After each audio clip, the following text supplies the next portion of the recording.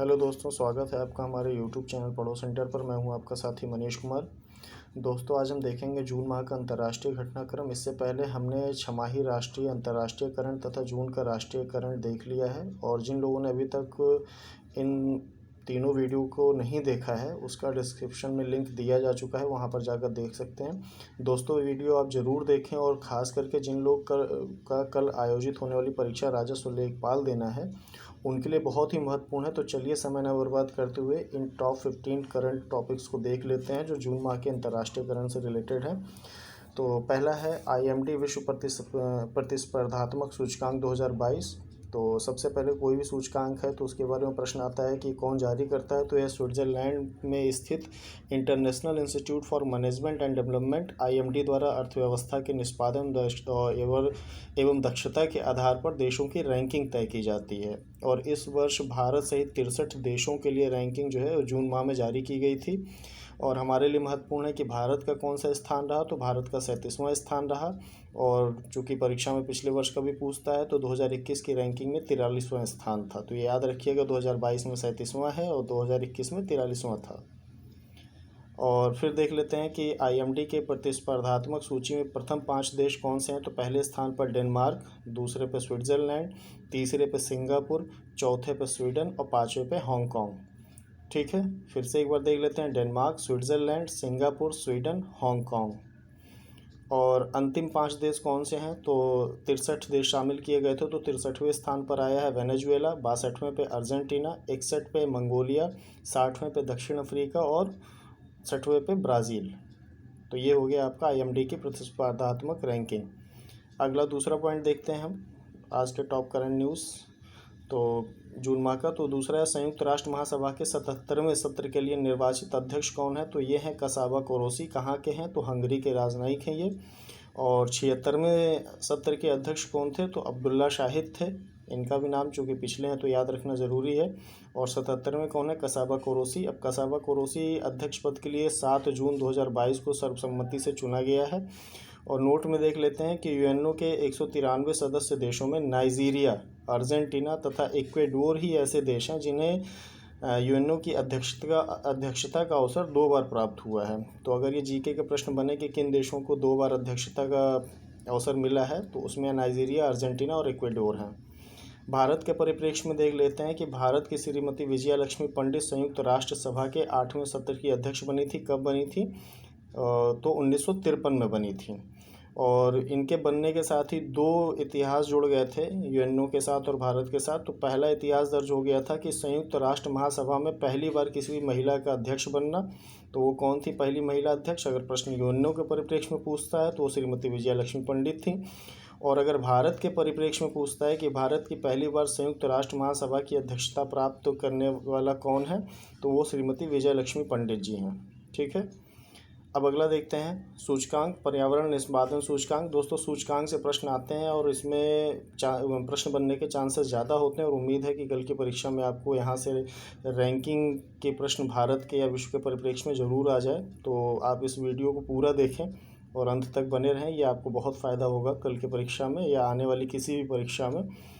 तो देखते हैं, तो पर्यावरण निष्पादन सूचकांक इन्वायरमेंटल परफॉर्मेंस इंडेक्स 2022 कौन जारी करता है। तो WEF क्या है। वर्ल्ड इकोनॉमिक फोरम तथा येल और कोलंबिया विश्वविद्यालय आपस में सहयोग से ये जारी करते हैं रैंकिंग। और कितने देशों को शामिल किया गया है। तो भारत सहित 180 देशों को इसमें शामिल किया गया। अब हमारा फिर से वही पॉइंट कि भारत के परिप्रेक्ष्य में हम सबसे पहले देखेंगे कि भारत की क्या स्थिति है। तो भारत का सबसे निचला स्थान रहा है। ये बड़ी ही ताजुब की बात है। 180 देशों में 180वां स्थान जो रहा वो भारत का रहा। और 2021 में कंडीशन बढ़िया थी, 180 देशों में 168वां स्थान था। और भारत का इस वर्ष EPI यानी कि इन्वायरमेंटल परफॉर्मेंस इंडेक्स स्कोर जो है वो 18.90 है। ये भी प्रश्न बन सकता है कि EPI इंडेक्स में स्कोर कितना है। तो 18.90। चलिए अगला देखते हैं कि पर्यावरण निष्पादन सूचकांक 2022 में शीर्ष 5 देश कौन कौन से हैं। तो यहाँ पर डेनमार्क, यूनाइटेड किंगडम, फिनलैंड, माल्टा और स्वीडन। ऊपर आपने देखा तो वहाँ भी डेनमार्क था और यहाँ पे भी डेनमार्क है। डेनमार्क, यूनाइटेड किंगडम, फिनलैंड, माल्टा और स्वीडन। अंतिम 5 देश कौन से हैं? तो 180वें स्थान पे भारत है, 179 पे म्यांमार, 178 पे वियतनाम, 177 पे बांग्लादेश, 176 पे पाकिस्तान। फिर से देखते हैं, अंतिम से चूंकि हमारे ही देश से शुरू होता है तो फिर से अंतिम वाले पे ज़्यादा ध्यान देंगे। तो 180 पे भारत, 179 पे म्यांमार, 178 पे वियतनाम, 177 पे बांग्लादेश, 176 पे पाकिस्तान। और आप बिल्कुल दिल पे हाथ रख के मत ये प्रश्न डील करिएगा कि भारत की तो अंतिम स्थिति नहीं आ सकती। अंतिम स्थिति इस इंडेक्स में आई हुई है। अगला देखते हैं, संयुक्त राष्ट्र सुरक्षा परिषद के नए अस्थायी सदस्य कौन बने हैं? तो Malta, Mozambique, M for Malta, Mozambique, Japan, Ecuador, Switzerland. और ये अस्थायी सदस्य हैं जो अभी चुने गए हैं। कब? तो 9 जून 2022 को इनका चुनाव संयुक्त राष्ट्र महासभा में किया गया। भारत की स्थिति में देखते हैं, भारत के परिप्रेक्ष्य में अगर संयुक्त राष्ट्र सुरक्षा परिषद की अस्थायी सदस्यता, तो भारत की वर्तमान में 1 जनवरी 2021 से चल रही है अस्थायी सदस्यता। और कब तक रहेगी? तो 31 दिसंबर 2022 तक रहेगी। और भारत के परिप्रेक्ष्य में एक चीज़ और जान लीजिए कि अब तक 8 बार सुरक्षा परिषद का अस्थायी सदस्य बन चुका है। और नोट में देख लेते हैं कि सुरक्षा परिषद के स्थायी सदस्य कौन से हैं। तो ये आपका जीके का प्रश्न हो गया। तो अमेरिका, रूस, फ्रांस, ब्रिटेन और चीन, ये 5 स्थायी सदस्य हैं। ठीक है। अगला देखते हैं कि global peace index. Global peace index जो है वो जारी कौन करता है? सबसे पहला प्रश्न, तो Institute for Economics and Peace, Sydney में है ये इंस्टीट्यूट, ये जारी करती है। और इस वर्ष कुल 163 देश शामिल किए गए। और भारत के परिप्रेक्ष्य में देखेंगे तो भारत की रैंकिंग 135वीं रही। और भारत ने इस बार 3 पायदान ऊपर अपनी पोजीशन दिखाई है, यानी कि सुधार किया है। ठीक है, तो 135वां रहा है। अब सर्वाधिक शांति वाले कौन से देश हैं? तो पीस इंडेक्स है, तो शांति जहाँ पर है जिन देशों में सबसे ज़्यादा उन्हीं को रखा गया है। तो पीस इंडेक्स में सर्वाधिक शांत 5 देश कौन से हैं? तो आइसलैंड, न्यूजीलैंड, आयरलैंड, डेनमार्क और 5वां है ऑस्ट्रिया। ऑस्ट्रेलिया नहीं, Austria. Iceland, New Zealand, Ireland, Denmark और ऑस्ट्रिया। और सर्वाधिक अशांत देश कौन से हैं? तो 163 देशों को शामिल किया गया। तो 163वें स्थान पर आया है अफ़गानिस्तान, आपके पड़ोस में है, आप जानते हैं स्थिति क्या है। तो इसलिए सबसे ज़्यादा अशांत रहा है अफ़गानिस्तान। उसके बाद यमन, उसके बाद 161वें पे आया है सीरिया, 160 पे रूस को भी रखा गया है, और 159 दक्षिण सूडान। तो ये सारे देश जो है सर्वाधिक अशांत हैं। और भारत के परिप्रेक्ष्य में और देख लेते हैं कि भारत के पड़ोसी देशों में भारत से जो बेहतर पोजीशन है, जिनकी बेहतर रैंकिंग है, उनके बारे में जान लेते हैं कि कौन कौन से हैं। तो ये भी ज़रूरी है, कभी प्रश्न इस तरीके से बन जाए। तो भारत से बेहतर स्थिति में सबसे पहले स्थान पे आता है भूटान, उसका 19वां स्थान है रैंकिंग में। और नेपाल का फिर आता है 73वां स्थान, चीन का आता है आपका 89, और श्रीलंका का 90, और बांग्लादेश का 96 स्थान। तो भूटान, नेपाल, चीन, श्रीलंका और बांग्लादेश, इनकी स्थिति भारत से बेहतर है। बाकी अफ़गानिस्तान, पाकिस्तान, इनकी स्थिति भारत से ख़राब है। अगला देखते हैं 7वां, कोलंबिया के नए राष्ट्रपति कौन बने हैं? तो मेरे ख्याल से ये पिछले छमाही में भी ये प्रश्न मैंने ले लिया था, फिर भी आप यहाँ देख लें, गुस्ताओ पेट्रो। और कब बने? 19 जून 2022 से कोलंबिया के नए राष्ट्रपति बने हैं। ये वामपंथी विचारधारा के हैं। और कोलंबिया में अधिकतर वामपंथी सरकार ही बनती है, कोलंबिया यानी कि लैटिन अमेरिकी देश। और 8वां देखेंगे, फ्रांसीसी ओपन टेनिस प्रतियोगिता 2022। तो इसमें पुरुष वर्ग में राफेल नडाल ने जीता है और 14वीं बार फ्रांसीसी ओपन जीता है। ये भी प्रश्न बन सकता है कि ये 2022 का फ्रांसीसी ओपन टेनिस जीतने के बाद उन्होंने कितनी बार फ्रांसीसी ओपन टेनिस जीता है? तो वो है 14वीं बार। और महिला वर्ग में देखेंगे तो महिला वर्ग में पोलैंड की खिलाड़ी हैं ईगा